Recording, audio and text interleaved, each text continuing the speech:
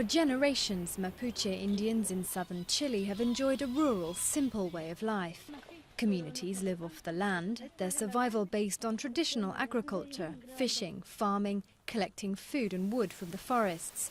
But life is much harder for these people than for their ancestors, as resources have gradually but steadily dried up.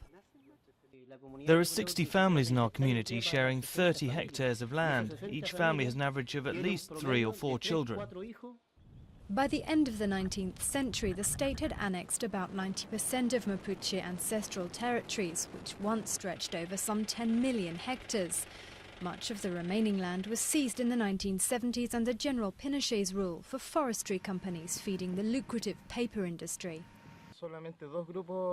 Two companies alone currently hold nearly 2 million hectares, and yet a community of more than 1 million people who identify themselves as Mapuche only have the right to 600,000 hectares.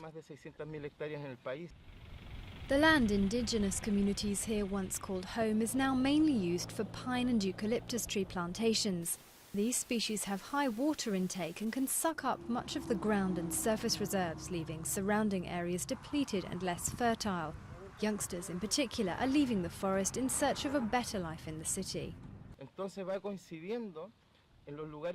We've noticed the number of people living around forest plantations is lower than elsewhere. There are also people moving away from these areas, so the industry is gradually killing off rural life.